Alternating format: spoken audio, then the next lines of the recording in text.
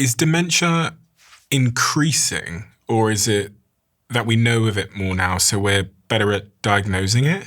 It's increasing for a number of reasons. So some of it is the age demographic. So we're living longer, but we're not living healthier. So our health span hasn't really increased, but our lifespan has. We're good at keeping elderly people alive longer. That's definitely true, but there's also stats to show that it is increasing even when you take that into account, so that more people are developing dementia than ever before, even when you account for the demographics and those other changes. So it is a major worry, and I think it's one of the major fears that all of us have. You know, obviously you've got cancer as one fear, but I think the other really bad one is ending up with dementia, because nearly everyone knows somebody with dementia. Did this inspire you to go get your own brain scanned? Yes. I'd had, as you know, problems with my brain before. I'd had a mini stroke back in 2011 and never really worked out the causes of that. I knew I had some white spots in my brain. I wanted to see if they were still there, if there were any signs of that. And at the same time, I wanted to get a checkup to see, was I likely to end up like my mother or not? And did I have the genetic form of the disease? Was it straight for Alzheimer's, or was it more the vascular type that my mother had, or probably has?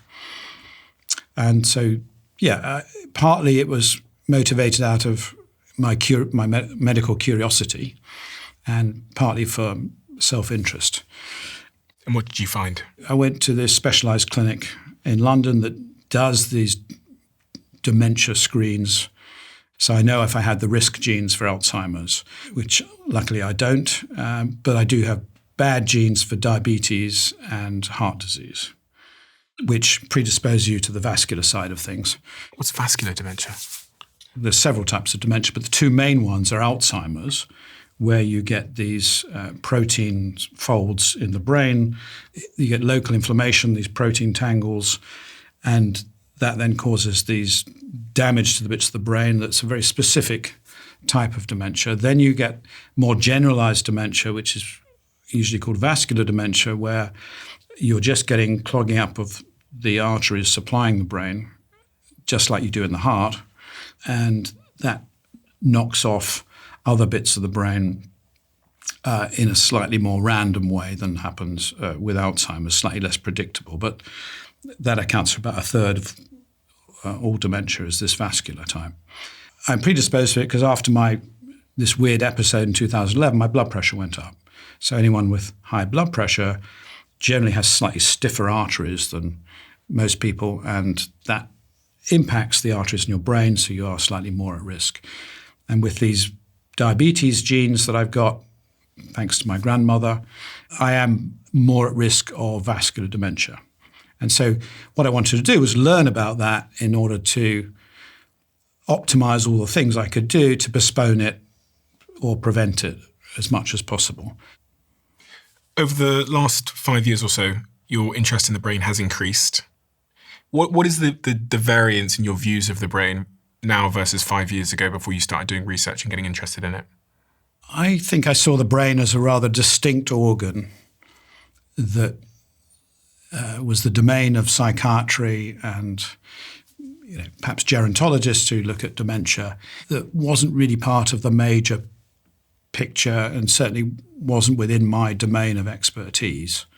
I think I still believe in the Cartesian view of the difference between the mind and the brain, and the mind and the body, these two separate entities, and you've got this barrier between them, this blood-brain barrier that was really like an iron curtain. So I was interested in it, but I didn't realize this huge connection I've now discovered really that has really excited me.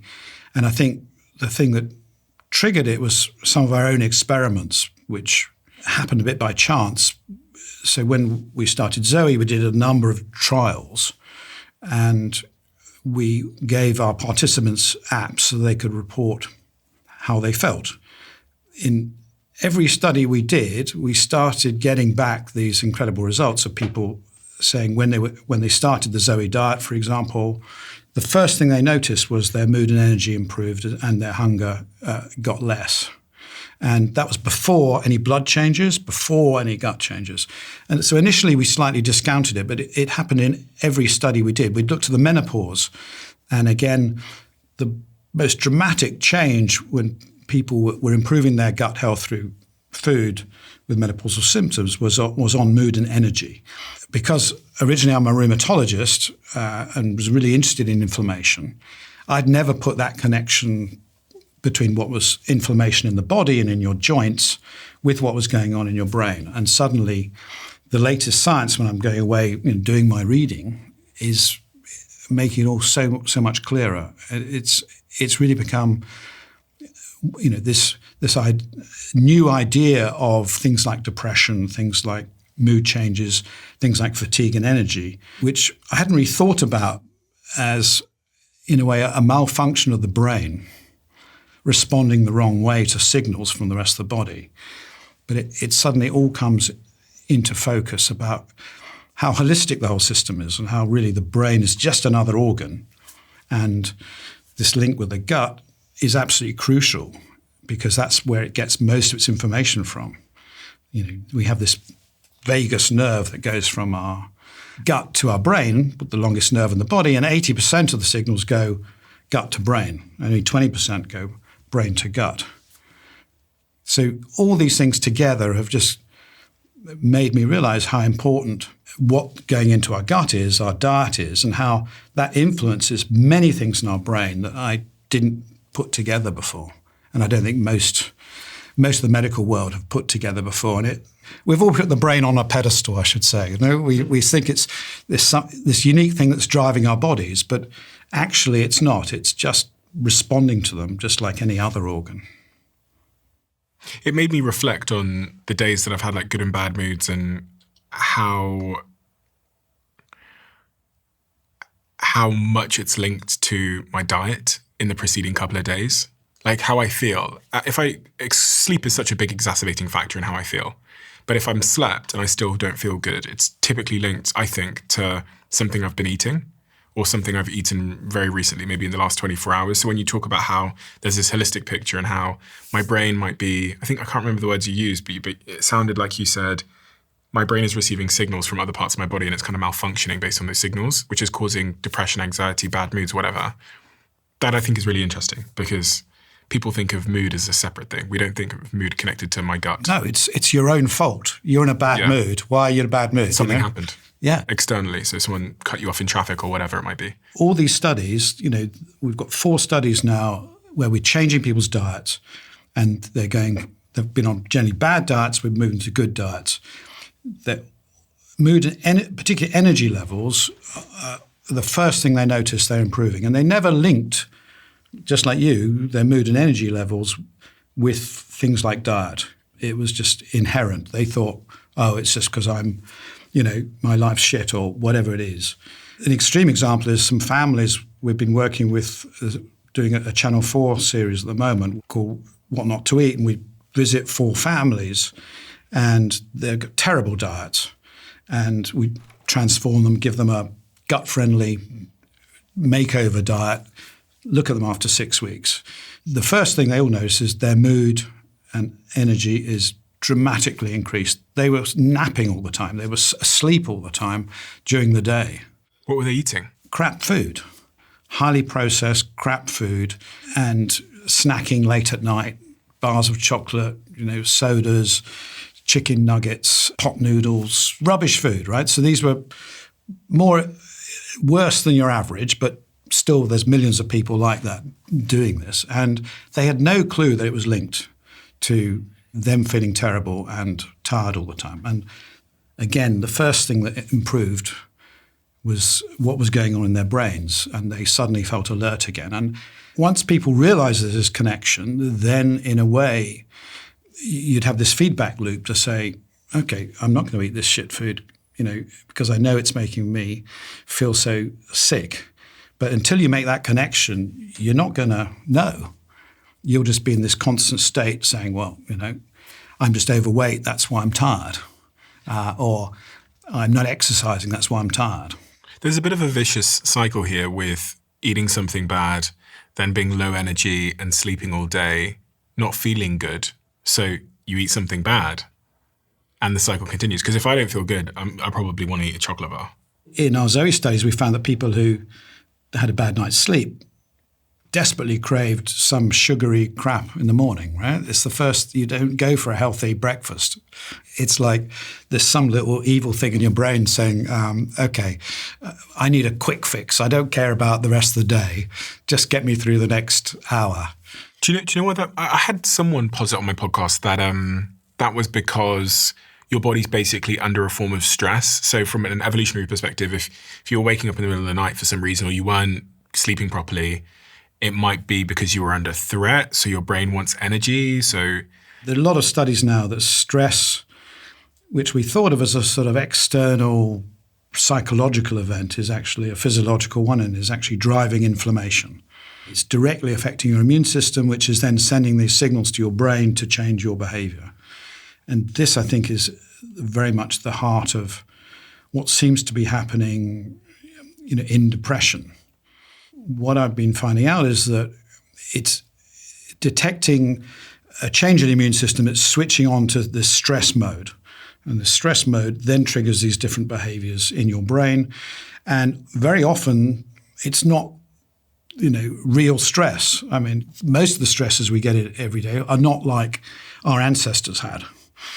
We're not being chased by wild animals or being burnt out of our village, and what really interested me was this whole link between what happens when you have a vaccination. During Zoe, we looked at 1 million people's responses to if you remember, the Pfizer and vaccine and the SK vaccine. And what was really interesting was that people were actually depressed during that time. So you had about 24 hours of depression, which was mimicking a more constant threat. And this suddenly brought home this idea that you can trigger depression through a little shift in your immune system. There's really a growing theory about people who have long-term depression is that their immune changes are switched on so that they're getting the equivalent of this constant tickling of the immune system by a vaccine. So that, to me, was a really important thing because I have vaccines. I have regular vaccines. I'm a big believer in vaccines, but they do make you feel a little bit down. That makes sense because your blood test will show a spike in your proteins for inflammation. Your immune system's kicking in. That sends signals to your brain. Your brain says, okay, looks like I've got an illness coming here. That illness behavior in some people then gets carried on for months or years. And this is now developing this whole new theory of why people are depressed, which isn't the old theory of it's just due to a chemical imbalance. It's actually your body responding abnormally to a normal response. It thinks it's under attack. Your brain thinks it's under attack. It should then shut down and protect you. This I find fascinating that we're now linking so much to the immune system, and it's the immune basis of things of mental and brain diseases is becoming incredibly important. I'm sure you've talked on the podcast a lot about inflammaging and the role of controlling the immune system, because if your immune system's out of control, your inflammation levels are high, your body can't repair itself, so aging happens faster in the brain. All of these things are pointing to inflammation being crucial to everything, but particularly in all aspects of brain health. And when I went and looked, you can really find that the immune system has a role in every brain disease they've ever looked at. And yet we've missed it because we've been so obsessed with the way that Prozac works, by it just being about serotonin or dopamine. And for 40 years, we've been going down the wrong path and missing this holistic view that actually it's about inflammation paired with metabolism, because the other big player here is, and the reason a lot of people get dementia is blood sugar is not well controlled, and the energy supply to the brain is not well controlled. So those two things for me have transformed my view of brain health. And I used to study genetics, as you know, and it was always interesting that when we looked at twins, which were usually very similar for most things, when we looked at brain diseases, there was very little similarity in the twins. So the genetic component was always quite small, apart from a few diseases. Most of them were really low level, what we call heritability. And there was a massive study in Sweden. They looked at several million sibling pairs and looked at all their mental health or brain diseases, I prefer to call them. And there was no gene that really came out, even in several million people, that explained these diseases, other than a general tendency to get any type of brain disease. So they called, this like factor P. If you had this general susceptibility, you could get any disease, but that could be mania, depression, bipolar, ADHD. It could be Alzheimer's. It could be schizophrenia, which suddenly changes your whole view of these diseases. We've said these are individual diseases that should always be looked at separately. And if you start thinking of this as the brain as an organ just like anything else, like it was the liver, you'd say, okay, we talk about liver disease, how do you prevent liver disease? We never talk about that in brain disease. We just say, okay, you've got to talk about manic depression differently to ADHD or personality disorder or epilepsy or whatever it is. But it turns out that not only have they similar genes, but really similar risk factors as well. If you love the Diary of a CEO brand and you watch this channel, please do me a huge favor. Become part of the 15% of the viewers on this channel that have hit the subscribe button. It helps us tremendously, and the bigger the channel gets, the bigger the guests.